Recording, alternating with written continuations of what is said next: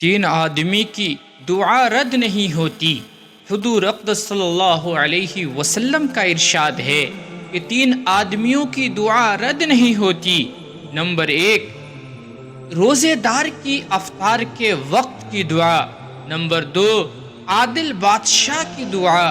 Number 3، مظلوم کی، جس کو حق تعالی شانہ بادلوں سے اوپر اٹھا لیتے ہیں اور آسمان کے دروازے اس کے لیے کھول دیے جاتے ہیں اور ارشاد ہوتا ہے کہ میں تیری ضرور مدد کروں گا، کسی مصلحت سے کچھ دیر ہو جائے۔ حضرت ام عائشہ رضی اللہ تعالی عنہ سے نقل کیا گیا ہے کہ جب رمضان آتا تھا تو نبی کریم صلی اللہ علیہ وسلم کا رنگ بدل جاتا تھا اور نماز میں اضافہ ہو جاتا تھا اور دعا میں بہت عاجزی فرماتے تھے اور خوف غالب ہو جاتا تھا۔ دوسری روایت میں فرماتی ہیں کہ رمضان کے ختم تک بستر پر تشریف نہیں لاتے تھے۔ ایک روایت میں حق تعالی شانہ رمضان میں عرش کے اٹھانے والے فرشتوں کو حکم فرماتے ہیں کہ اپنی اپنی عبادت چھوڑو اور روزہ داروں کی دعا پر آمین کہا کرو۔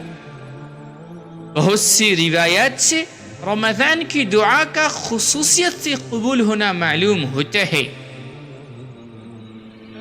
جب اللہ تعالیٰ کا وعدہ ہے اور سچے رسول صلی اللہ علیہ وسلم کا نقل کیا ہوا ہے تو اس کے پورا ہونے میں کچھ تردد نہیں، لیکن اس کے بعد بھی بعض لوگ کسی غرض کے لیے دعا کرتے ہیں مگر وہ کام نہیں ہوتا تو اس سے یہ نہیں سمجھ لینا چاہیے کہ دعا قبول نہیں ہوئی، بلکہ دعا کے قبول ہونے کے معنی سمجھ لینا چاہیے۔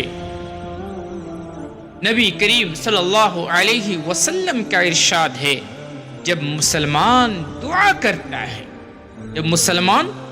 کرتا ہے بشرط کہ قطع رحمی یا کسی گناہ کی دعا نہ کرے تو حق تعالی شانہ کے یہاں سے تین چیزوں میں سے ایک چیز ضرور ملتی ہے، یا خود وہی چیز ملتی ہے جس کی دعا کی، یا اس کے بدلے میں کوئی برائی مصیبت اس سے ہٹا دی جاتی ہے، یا آخرت میں اسی قدر ثواب اس کے حصے میں لگا دیا جاتا ہے۔ ایک حدیث میں آیا ہے کہ قیامت کے دن حق تعالی شانہ بندے کو بلا کر ارشاد فرمائیں گے، اے میرے بندے، میں نے تجھے دعا کرنے کا حکم دیا تھا اور اس کے قبول کرنے کا وعدہ کیا تھا، تو نے مجھ سے دعا مانگی تھی؟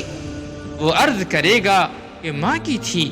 اس پر ارشاد ہوگا، تو نے کوئی دعا ایسی نہیں کی جس کو میں نے قبول نہ کیا ہو۔ تو نے فلاں دعا مانگی تھی کہ فلاں تکلیف ہٹا دی جائے، میں نے اس کو دنیا میں پورا کر دیا تھا۔ فلاں غم کی دفع ہونے کے لیے دعا کی تھی مگر اس کا اثر کچھ تجھے معلوم نہیں ہوا، میں نے اس کے بدلے میں فلاں اجر و ثواب تیرے لیے متعین کیا۔ حضور اقدس صلی اللہ علیہ وسلم ارشاد فرماتے ہیں کہ اس کو ہر دعا یاد کرائی جاوے گی اور اس کا دنیا میں پورا ہونا یا آخرت میں اس کا عوض بتلایا جائے گا۔ اس اجر و ثواب کی کثرت کو دیکھ کر وہ بندہ اس کی تمنا کرے گا کہ کاش دنیا میں اس کی کوئی بھی دعا پوری نہ ہوئی ہوتی کہ یہاں اس کا اس قدر اجر ملتا۔ غرض دعا نہایت ہی اہم چیز ہے، اس کی طرف سے غفلت بڑے سخت اور نقصان اور خسارہ کی بات ہے۔